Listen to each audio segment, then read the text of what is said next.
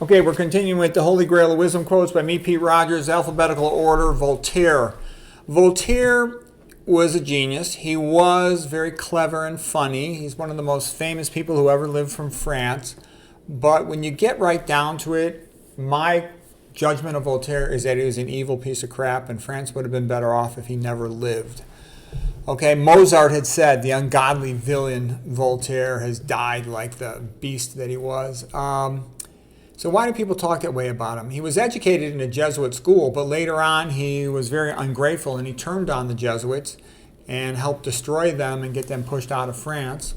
He knew he was really smart, and people liked him, and the rich aristocrats as well, but he offended a rich aristocrat, and this aristocrat had him publicly beaten, and the other aristocrats didn't step up to help Voltaire. He was just a commoner to them, entertaining and clever, but still just a commoner. And he was twice imprisoned in the Bastille for arguments with aristocrats. And he had to go on exile to England because of his fallout from arguing with an aristocrat. And he was pissed off. He was also pissed off at the church. He felt that the Catholic Church in France sided too much with the aristocrats and the crown. And so he wanted to diminish the power of the aristocrats and the Catholic Church in France.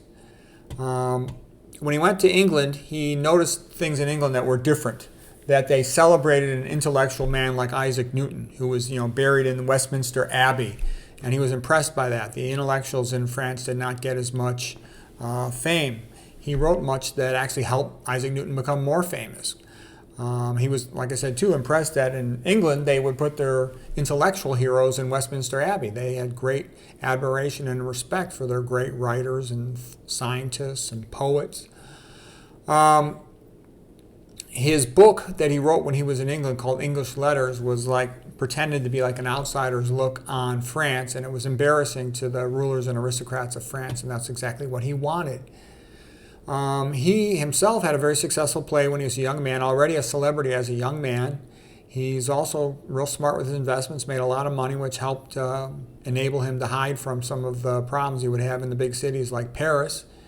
He promoted deism and atheism. So deism is an idea that God made the earth and then he walked away and didn't help humans, or atheism, of course, is that there is no God. And he did a lot to try to destroy the Catholic Church in France. He was tight partners with the philosophes, the atheist philosophers like Diderot, who wrote the encyclopedia, the French encyclopedia. And there were other ones involved in that, D'Alembert and all these other ones. And also, just for a little perspective, when we're talking about what a jerk he was, he wrote all this celebration stuff about Muhammad and Islam, but he said the Catholic Church is bad, bad, bad. And he also would mock, traditional French heroes like Joan of Arc. Okay, we've all seen what getting rid of the Catholic Church did to France in 1789 to 1794. It was a disaster for France. We all have seen now that France has once again turned its back on the Catholic Church, and it's being overrun by outsiders and destroyed. Okay, so Voltaire is not a friend of France.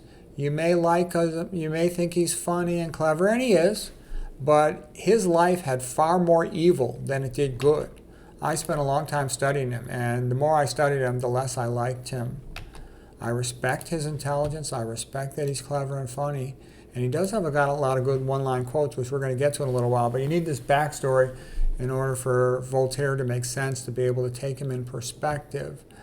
He wrote both comedies and tragedies that added to his fame. His happiest years were in Cirey with a smart lady who was married. Voltaire was her lover despite her being married, and she later took another lover, a younger man, and had a baby with him, and then she died at 42 years of age delivering the baby. Voltaire went to Prussia for a while, what we now call Germany, and spent time with Frederick the Great, the ruler of Germany, who very much admired the French and only spoke French at his court. And he just wanted Voltaire there for entertainment. He didn't really take him that seriously.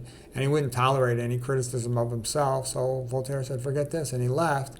And he inadvertently took some of Frederick the Great's poems with him, which Frederick the Great thought might be embarrassing. So he briefly had Voltaire arrested for that until he got his poems back. In later years, Voltaire would live near the border. So whenever one political entity was pissed off at him, he could kind of shift to the other side to be safe. He did help support a guy, a Huguenot by the name of Jean Calas, who was unfairly convicted of bumping off his own son and tortured because the French hated the Protestants. And they did overreact him. He was right that Calas had been mistreated. But he did so many more bad things. One good thing doesn't erase all the tremendous number of bad things that Voltaire did. He pointed out that the legal system gave too much favoritism to aristocrats and to Catholics, in his opinion. Commoner Protestants were treated quite badly. Voltaire felt that the Roman Catholic Church was not doing its job to help the people. It was siding too much with the aristocracy and the crown instead of the common man. Okay, well, that's some of the background on Voltaire to understand why he hated the ancient regime, the king and his court, why he hated the aristocrats, why he hated the Catholic Church. And that's also why he did whatever he could to bring down France, and he had a very big effect in destroying France. So that'll be it for today. Let's end of part one on Voltaire.